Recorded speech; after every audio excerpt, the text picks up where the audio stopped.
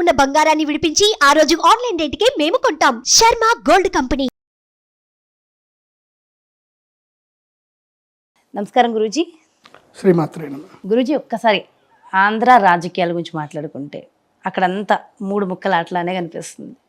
అయితే అటు వైఎస్ఆర్సీపీ పార్టీ అయినా, జనసేన పార్టీ అయినా, టీడీపీ అయినా, ఏ పార్టీ అయినా అసలు ఏది చేయడం వల్ల వాళ్ళు గెలిచే అవకాశం ఉంటుందంటారు? శ్రీ గురుభ్యో నమః. శ్రీమాత్రే నమః. ఇప్పుడు నేను ఈ మధ్యకాలంలో వేరే ఛానల్ వాళ్ళకి ఇంటర్వ్యూ ఇచ్చేటప్పుడు నేను పవన్ కళ్యాణ్ గురించి ఒక విషయం చెప్పి వైఎస్ఆర్సీపీ శ్రేణులు మీరు పవన్ కళ్యాణ్ని తిట్టడం ఆపేయండి, ఆయన టార్గెట్ చేయకండి. ఎందుకోసం అంటే మిమ్మల్ని గెలిపించిన మహానుభావుడు ఆయన్నే, ఆయన లేకపోతే వైఎస్ఆర్సీపీ గవర్నమెంట్ వచ్చేది కాదు, ఇన్ని సీట్లు అయితే వచ్చేటివి కాదు, మెజారిటీ సీట్లు వచ్చేటివి కావు. ఎందుకోసం అంటే ఆయన ఓట్లు చీల్చాడు కాబట్టి మీరు గెలిచారు. ఇంకా ఆయన అట్లాగే ఉండాలి, ఆయన మళ్ళీ ఇట్లాగే పోటీ చేస్తే మళ్ళీ వైఎస్ఆర్సీపీఏ గవర్నమెంట్ వస్తుంది. కాబట్టి మీరు ఆయన తిట్టకండి, ఆయన పొగడండి. కావాలంటే పవన్ కళ్యాణ్ ఉంటేనే మీరు బాగుపడతారు. అయితే మీరు బాగుపడతారు, లేకపోతే టీడీపీ బాగుపడుతుంది.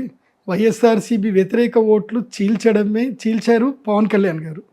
నిజంగా చెప్పాలంటే పవన్ కళ్యాణ్ వల్ల వైఎస్ఆర్ గారి కుటుంబం బాగుపడింది, పవన్ కళ్యాణ్ వల్లనే బాగుపడింది. ఆయనకి వీళ్ళు నిజంగా ఎంతో థ్యాంక్స్ చెప్పాలి, ఒక 100 కోట్లు ఇవ్వాలి వీళ్ళు. ఎందుకోసం అంటే అప్పట్లో కూడా చంద్రబాబు నాయుడు గారి యొక్క హయాంలో ఆయన మళ్ళీ ముఖ్యమంత్రి అవుతారనుకున్నారు చాలామంది. ముఖ్యమంత్రి అవుతారనుకున్న సమయంలో వైఎస్ఆర్ గారు ముఖ్యమంత్రి అయ్యారంటే కారణం ప్రజారాజ్యం పార్టీ. ప్రజారాజ్యం ఎన్ని ఓట్లు చీల్చింది, 18 ఎమ్మెల్యే సీట్లు, అది కాకుండా ఎన్నో ఓట్లు చీల్చినవి, ఎన్నో ఓట్లు వెళ్ళిపోయినాయి. టీడీపీ ఓట్లు మొత్తం చీలినందుకే అప్పట్లో వైఎస్ఆర్ రాజశేఖర రెడ్డి గారు గవర్నమెంట్ ఎస్టాబ్లిష్ చేయగలిగారు. తర్వాత ఏమైపోయింది, జనసేనలో కలిపేశారు చిరంజీవి గారు. నా వల్ల కాదు, మీ కుళ్ళు రాజకీయాలను దండం పెట్టి చిరంజీవి గారు వెళ్ళిపోయారు, ఆయన వదిలేశారు. ఆయన ఎందుకు జరిగింది ఇక్కడ వైఎస్ఆర్ గారు రాజశేఖర రెడ్డి గారు ముఖ్యమంత్రిగా రావడం గల కారణం ఎవరు? కొణిదెల ఫ్యామిలీ కదా. అప్పట్లో చిరంజీవి గారు వాళ్ళ నాన్నగారికి చిరంజీవి గారు హెల్ప్ చేశారు.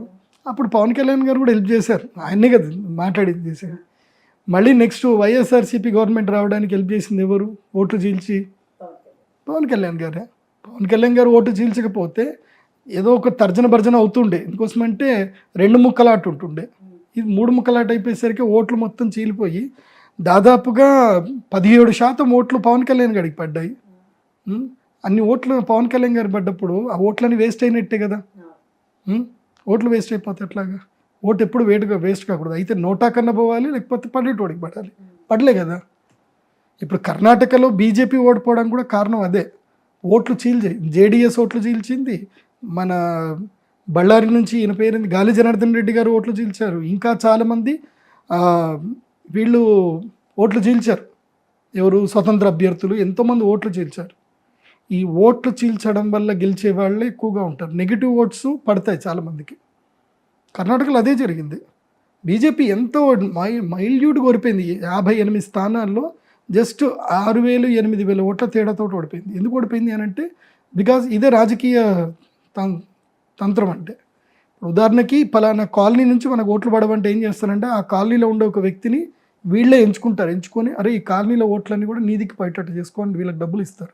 వాడు స్వతంత్ర అభ్యర్థి అయ్యి వాళ్ళ చుట్టాలని చెప్పి బుట్టాలని చెప్పి దాదాపు ఒక 10,000 ఓట్లు వీళ్ళు లాగేస్తాడు. అలా 10,000 ఓట్లు వీళ్ళు లాగేస్తారు. ఇదే రాజకీయ తంత్రం అంటే.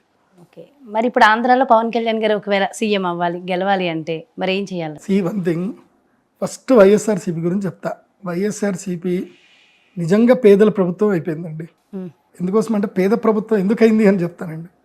ఒకప్పుడు విజయవాడకి నేను 2009లో పోయినప్పుడే విజయవాడలో ఏదైనా స్థలం కొందామంటే హైదరాబాద్లో స్థలం కన్నా విజయవాడలో స్థలం ధర ఎక్కువ.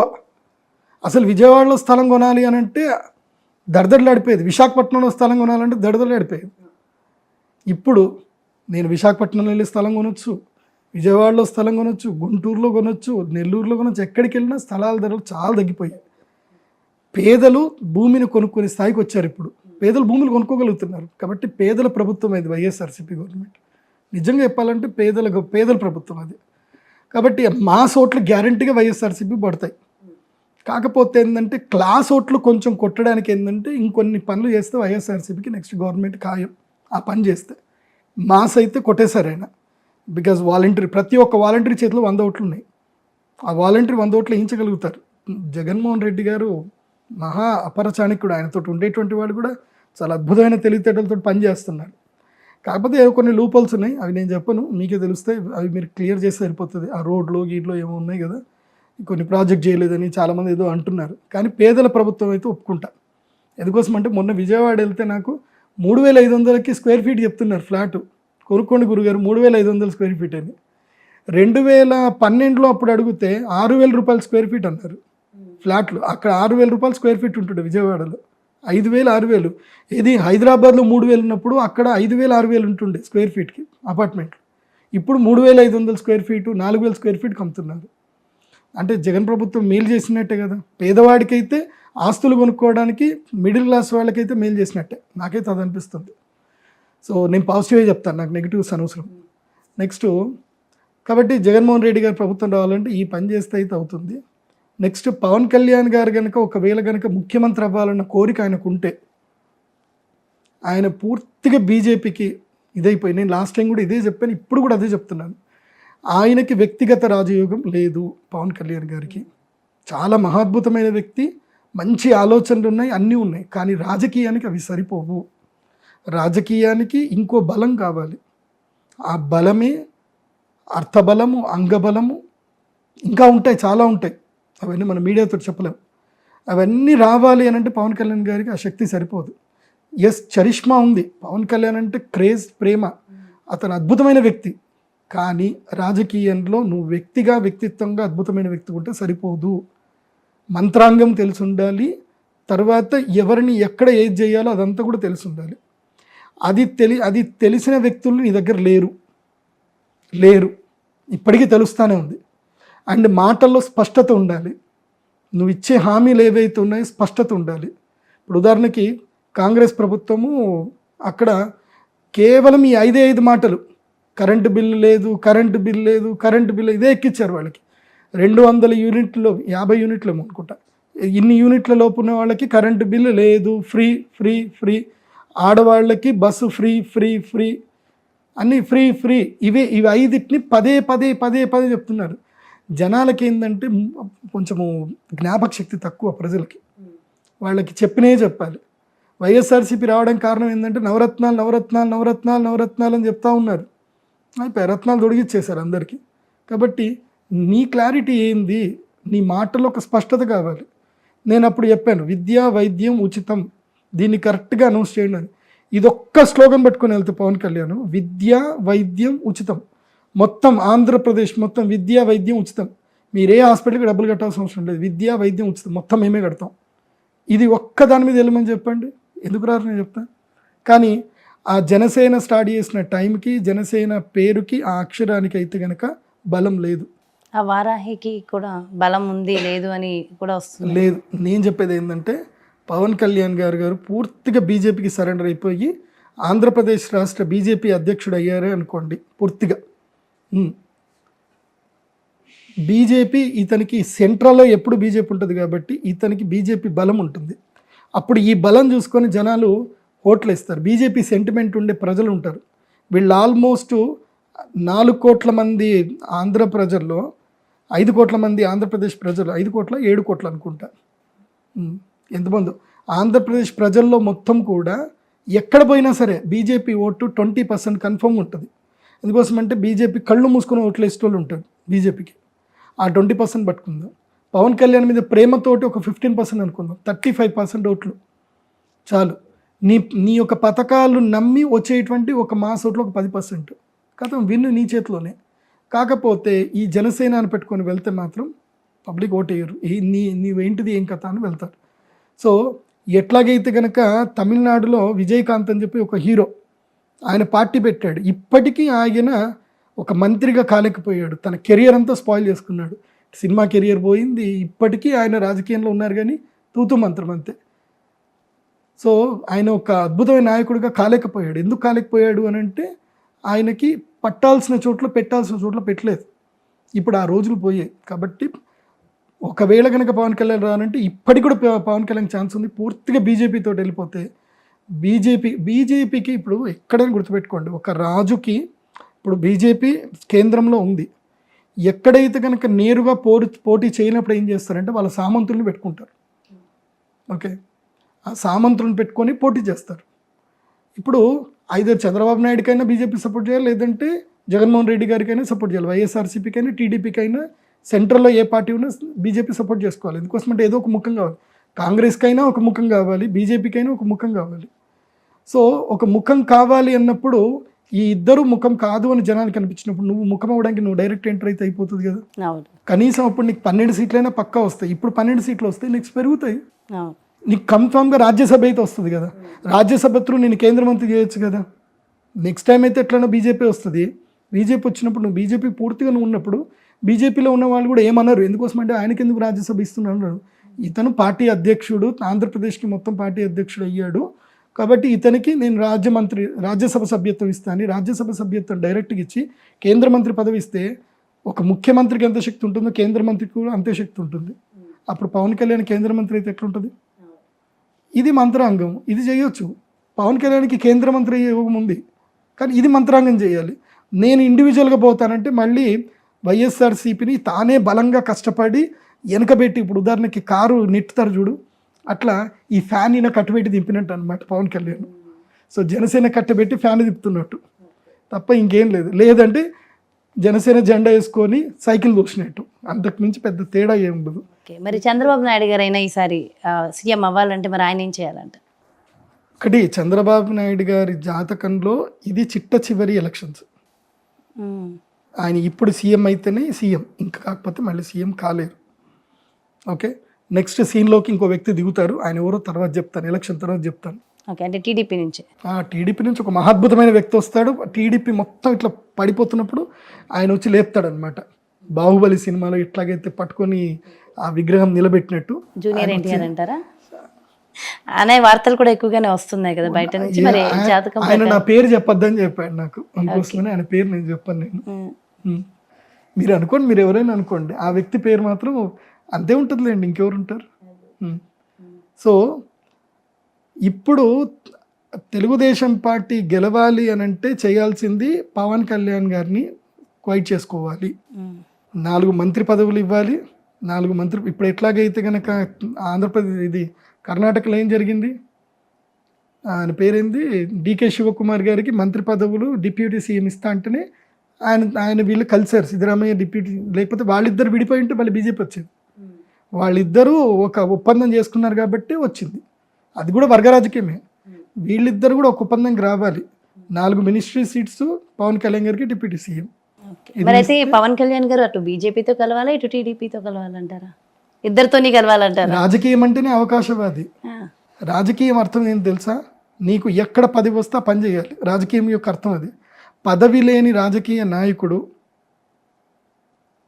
ఇంకా ఉంటుందండి, అన్ని సమాజం చెప్పకూడదు అట్లా. సో అది సమానం అవుతుంది అనమాట. కాబట్టి పదవి ఉంటేనే విలువ, పదవి లేకపోతే విలువ లేదు, అంతే. సో పదవి రావడానికి నువ్వు ఏదైనా చతురత చేయొచ్చు. కాబట్టి 4 కానీ లేదంటే 2 మినిస్ట్రీస్ ఒక డిప్యూటీ సీఎం, 2 మినిస్ట్రీస్ ఒక డిప్యూటీ సీఎం అడుక్కొని అయితే పవన్ కళ్యాణ్ గారు దీంతో జాయిన్ అయిపోయి ఒక 14-15 ఎమ్మెల్యే సీట్లు తీసుకున్నా సరిపోతుంది. కానీ దానివల్ల పెద్దగా అయితే పవన్ కళ్యాణ్ గారికి పెద్దగా యోగమేం లేదు. దానివల్ల అబాస్పాలు అవుతారు తప్ప పెద్దగా ఏం లేదు. సో ఈయనైతే పవన్ కళ్యాణ్ గారిని అయితే చేసుకోవాలి. కానీ చంద్రబాబు నాయుడు గారి జాతక ప్రకారం మాత్రం, అంటే నేను వైఎస్ఆర్సీపీ వారికి ఎవరెవరు ఏమేమి యాగాలు చేస్తున్నారో అది మొత్తం నాకు తెలుసు.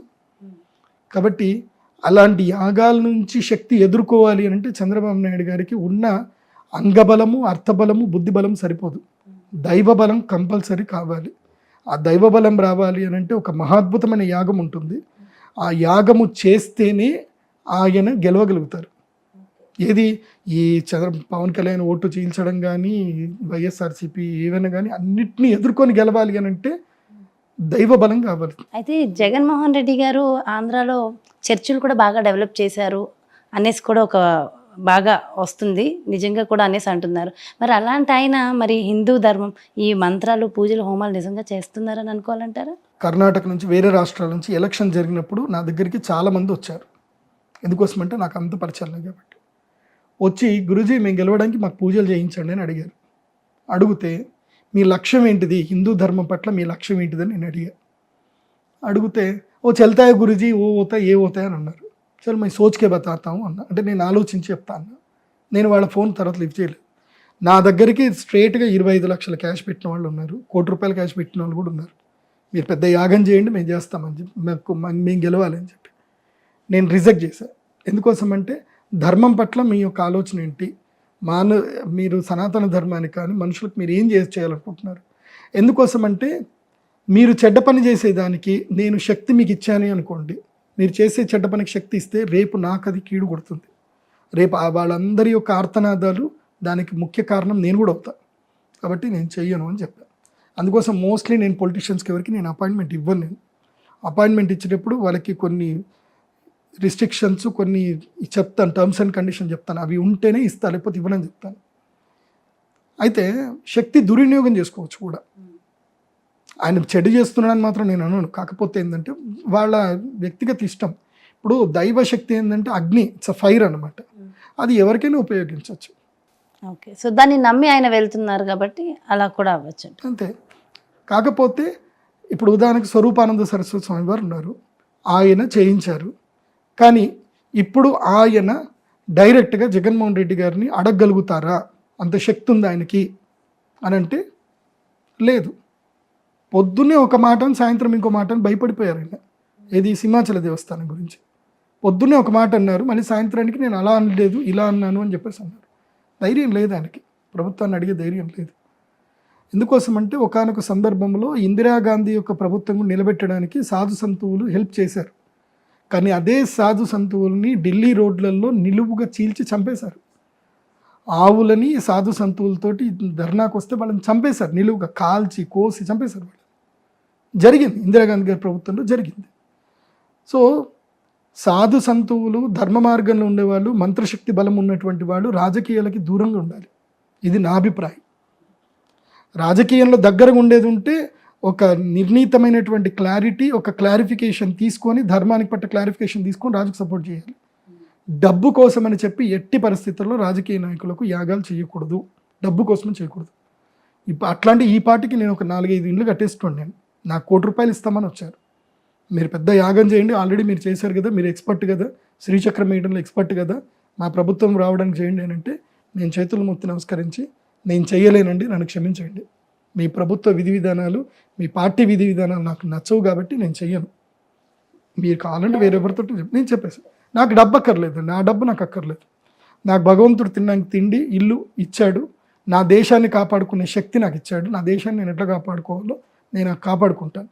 దేశాన్ని ధర్మాన్ని కాపాడుకుంటేనే రేపు నా ముందు తరాలకు నేనేమైనా ఇవ్వగలుగుతాను. దేశాన్ని ధర్మాన్ని కాపాడుకోలేనప్పుడు నేను నా ముందు తరాలకు ఏమి ఇవ్వలేను. నేనేమి ఇవ్వలేకపోవచ్చు, నేనేం చేయలేకపోవచ్చు, కానీ దేశాన్ని ధర్మాన్ని నాశనం చేసే వాళ్ళకి మాత్రం నేను సపోర్ట్ చేయకూడదు.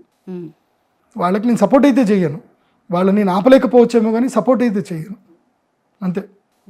మొత్తానికైతే ఎనాలిసిస్ చాలా చాలా చాలా బాగుందండి. యాజ్ ఇట్ ఈస్గా చెప్పి ఫాలో అయితే నిజంగా అలా అయ్యే అవకాశాలు ఉంటాయి. చాలా బాగా ఎక్స్ప్లెయిన్ చేశారు గురుగారు. Thank you so much. నమస్కారం. సో చూసారు కదండి, మొత్తానికి ఏపీ రాజకీయాల గురించి ఎవరెవరు ఏమేమి చేస్తే వాళ్ళు సీఎం అయ్యే అవకాశాలు ఉన్నాయి, వాళ్ళని రాజస్థానంలో నిలబెడతారు ప్రజలు అనేది ఎంతో చక్కగా ఎనాలిసిస్ చేసి చెప్పారు గురుగారు.